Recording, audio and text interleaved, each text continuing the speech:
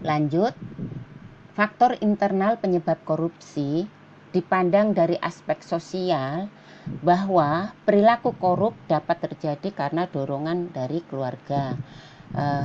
Kaum behavioris mengatakan bahwa lingkungan keluargalah yang secara kuat memberikan dorongan bagi orang untuk berbuat korup, ya, dan mengalahkan sifat baik seseorang yang sudah menjadi sifat pribadinya.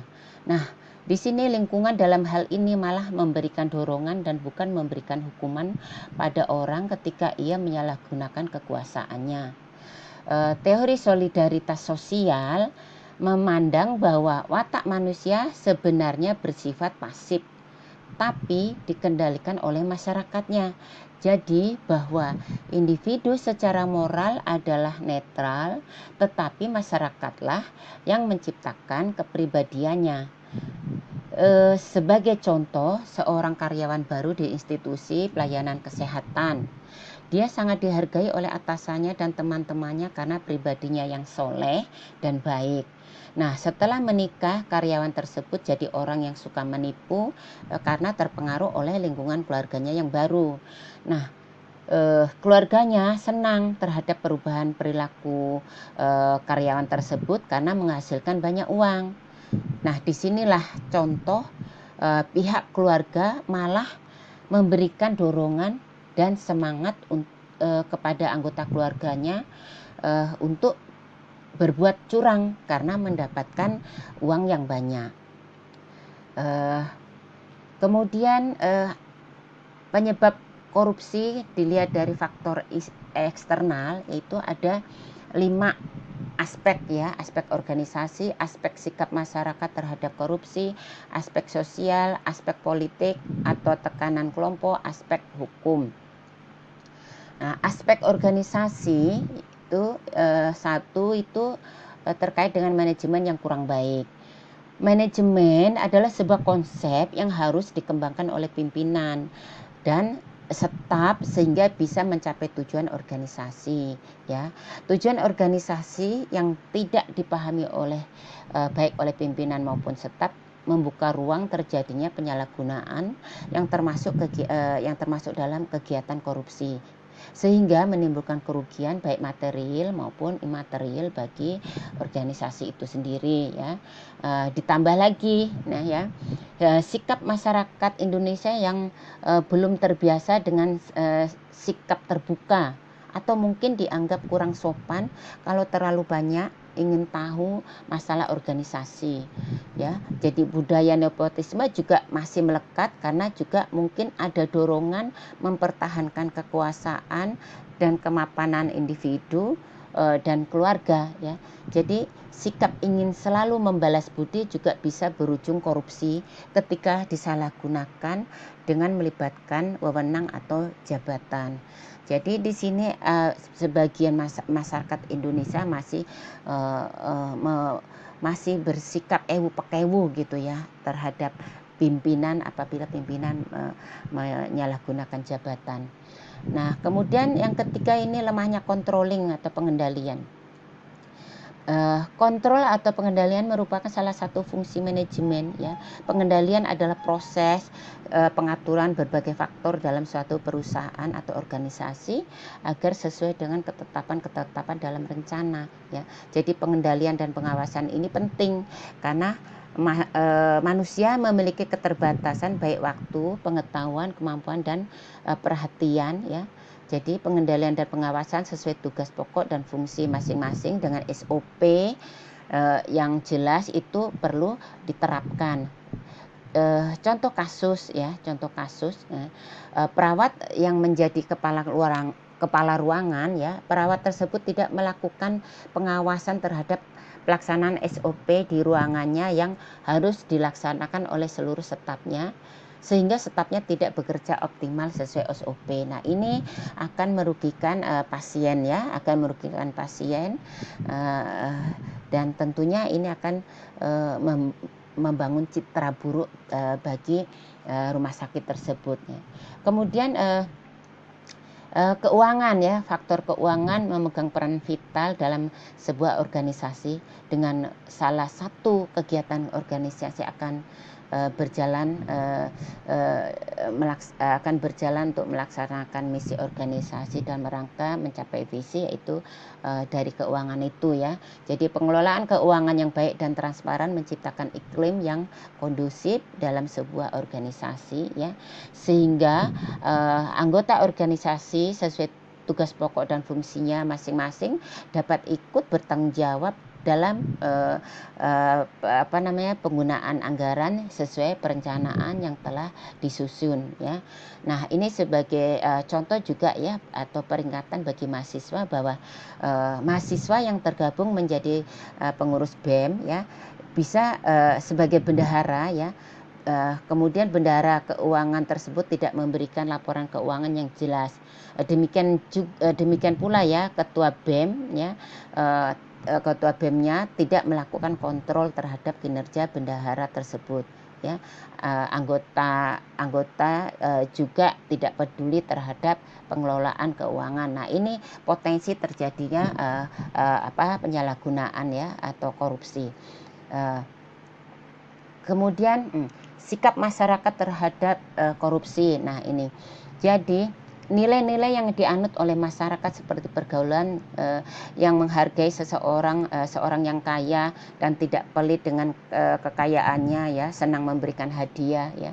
Masyarakat seringkali senang ketika ada yang memberi, apalagi nominalnya besar atau berbentuk barang berharga tanpa memikirkan dari mana sumbernya, sumber kekayaannya atau barang atau hadiah yang diberikannya. Nah, dari kasus pertama ini masyarakat tidak menyadari bahwa yang dilakukan juga termasuk korupsi karena kerugian yang ditimbulkan tidak secara langsung padahal korupsi itu hanya melibatkan padahal korupsi itu ya tidak hanya melibatkan pejabat negara saja tapi juga anggota masyarakat. Nah, ini biasa kasus-kasus ini terjadi pada ketika akan terjadi pemilihan umum ya, masyarakat diberikan uang suap ya, diberikan uang suap. Nah, padahal masyarakat itu tidak tahu diberikan uang suap itu konsekuensinya ya, orang yang mau nyuap itu nanti ketika telah menjabat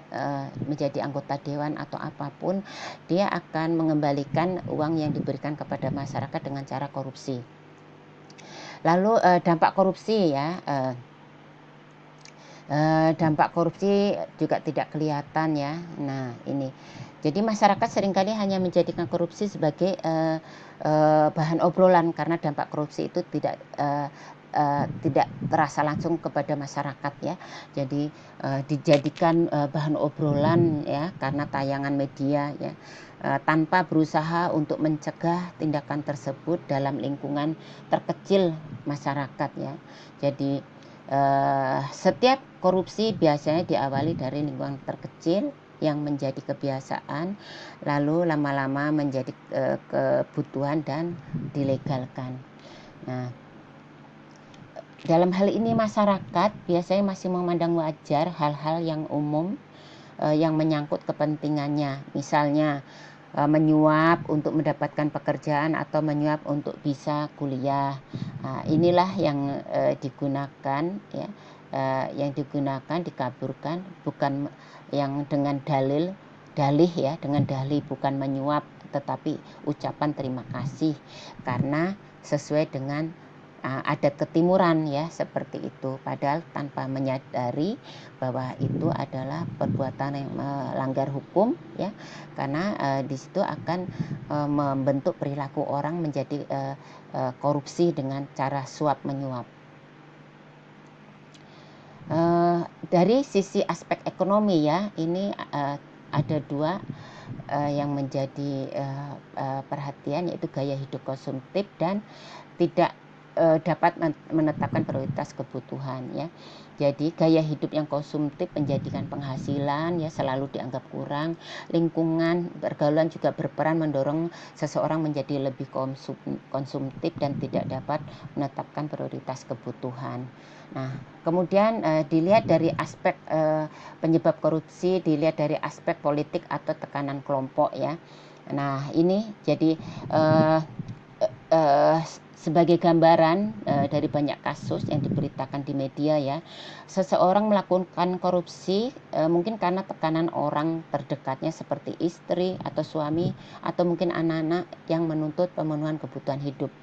Nah, korupsi juga bisa terjadi karena tekanan pimpinan atau tekanan kerja atau tekanan dari rekan kerja yang juga terlibat ya.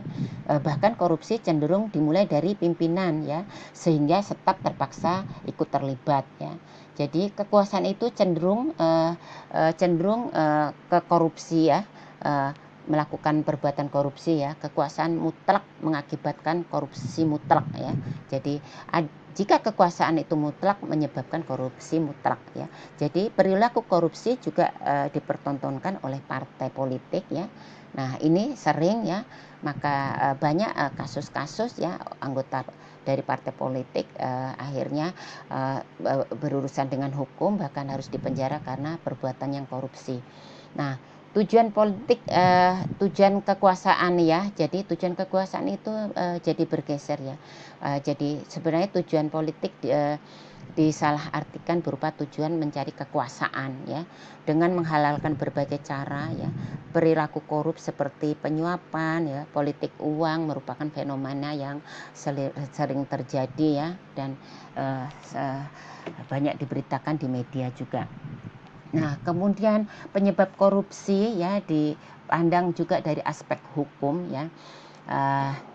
Substansi hukum di Indonesia sudah menjadi rahasia umum ya, masih ditemukan aturan-aturan yang diskriminatif ya, berpihak dan tidak adil. Rumusan yang tidak jelas sehingga menjadi multitafsir, kontradiksi dan tumpang tindih ya dengan peraturan lain. Nah, ini kemudian penegakan hukum juga masih menjadi masalah. Masyarakat umum sudah mulai luntur kepercayaan kepada aparat penegak hukum karena praktik-praktik penegakan hukum yang masih diskriminatif dan tidak jelas tujuannya. Seperti contoh, ada kasus seseorang dihukum denda berat ya, dan penjara 4 tahun dengan tuduhan pelanggaran prokes dan undang-undang karantina kesehatan karenanya terjadi kerumunan ya. Padahal belum ada bukti dari kerumunan itu menyebabkan banyaknya orang mati. Nah, dan lebih parahnya lagi ya, banyak kejadian kasus serupa tidak diproses hukum ya. Nah, ini membuat masyarakat tidak respect lagi pada penegak hukum. Sementara ada kasus lain, koruptor yang tuntutan hukumnya 10 tahun penjara, tetapi vonis yang dijatuhkan cuma 4 tahun. Nah, padahal perbuatan korupsinya sangat berdampak pada kehidupan masyarakat. Nah, disinilah ketidakadilan dipertontonkan oleh para penegak hukum. Hal ini membuat masyarakat jadi frustasi dengan proses penegakan hukum yang terjadi ya. Sehingga masyarakat menganggap ketika terlibat masalah hukum pasti butuh biaya yang tidak sedikit untuk aparat penegak hukum ya. Muncul lelucon pula ya. Jadi kalau hilang ayam